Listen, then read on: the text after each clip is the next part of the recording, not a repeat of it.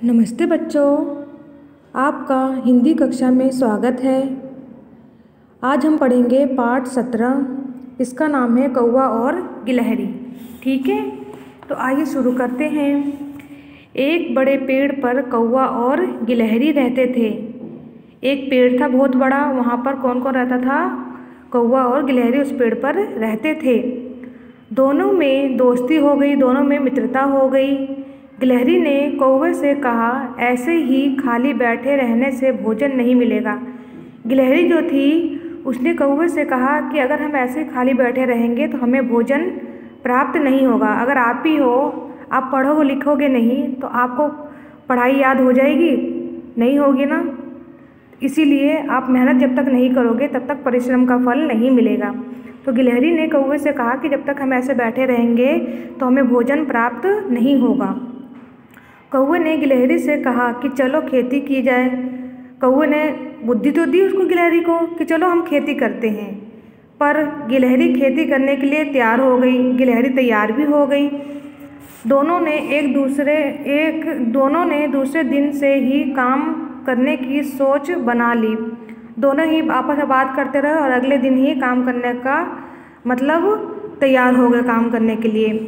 रात में दोनों खेती करने के उपाय सोचते रहे, मतलब वो सोचते रहे कि कैसे खेती की जाएगी, क्या क्या चीज़ें लगेंगी, वो लोग रात में सोचते रहे जिस रात बात हुई थी।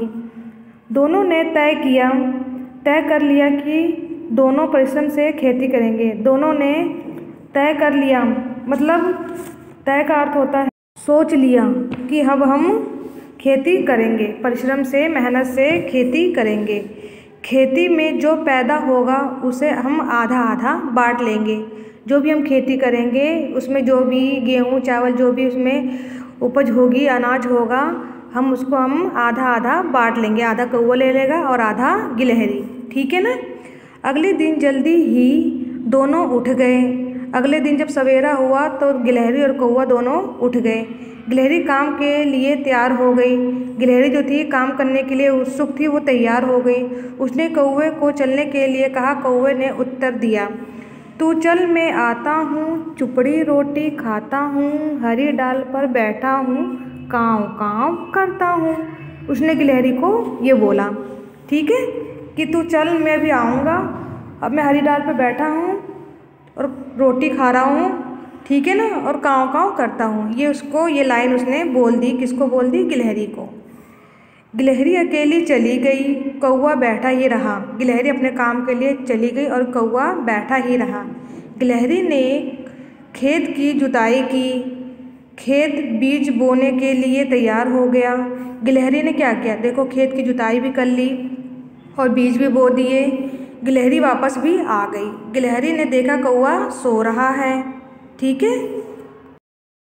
दूसरे दिन गिलहरी ने फिर कौवे से कहा, कौवे भाई चलो खेत में बीज की बुआई कर आएं।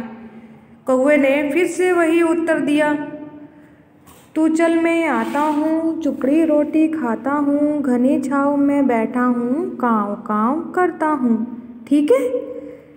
उसके बाद गिलहरी अकेले ही बीज बोआई। उसने खेत की जुताई भी कर दी, बीज भी बोआई, लेकिन कौवा वहाँ हरी डाल पर अपना बैठा ही रहा क्योंकि वो आलसी था। ठीक है। कौवा बैठा ही रहा। समय कभी रुकता नहीं, चलता रहता है। समय तो कभी भी किसी के लिए नहीं रुकता। ठीक है। समय चलता रहता है और चलता ही रहेगा। गिलहरी खेत की निराई गुड़ाई भी कर आई, परंतु कौवा बैठा ही रहा। निराई गुड़ाई का पता है अर्थ बेटा क्या आता है? जो खेतों में अनाजों के साथ जो खरपतवार जो अन्य घासें निकलती हैं उसको निकालना, उखाड़ कर फेंक देना, निराई गुड़ाई कहलाता है। ठीक है। तो गिलहरी ने ये काम भी कर दिया, परंतु क्या? कौवा बैठा ही रहा। फसल पककर तैयार हो गई। फसल तैयार हो गई पककर। ठीक है, बड़ी बड़ी हो गई। गिलहरी ने कौवे से फिर कहा। गिलहरी देखो कितनी मेहनती थी, सारा काम किया, उसने सब कुछ किया, लेकिन कौवा बैठा ही रहा।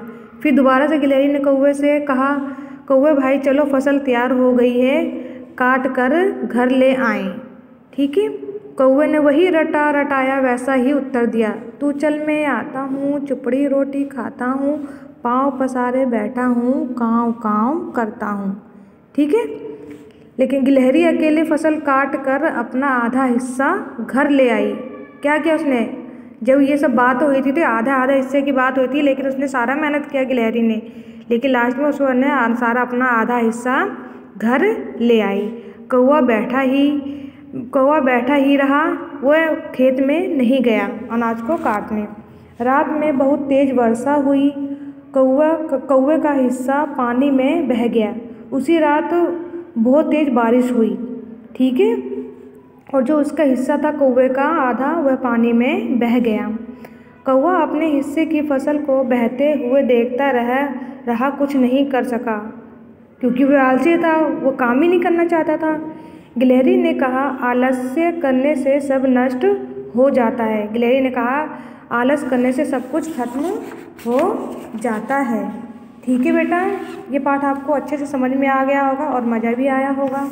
ठीक है, शब्दार्थ देखिए, इसमें शब्दार्थ आपको अपनी कॉपी में करने हैं। दोस्ती, मित्रता, ठीक है। बुवाई, बीजों को ज़मीन में रखना या गाड़ना।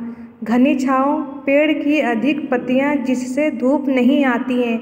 जो घना सा पेड़ होता है ना, जिसे नीचे बिल्कुल भी धूप ना हो, उसको कहते हैं। निराई गुड़ाई, मैंने बताया ना, फसलों से खरपतवार आदि निकलना, मतलब जो फसलों में जो एक्स्ट्रा घास, जो फालतू की घास फूस होती है, उसको निकाल कर फेंकना। उपाय, काम करने का तरीका, पाँव पसारे बिना काम के। ठीक है बेटा, ये शब्दार्थ आपको अपनी कॉपी में करने हैं।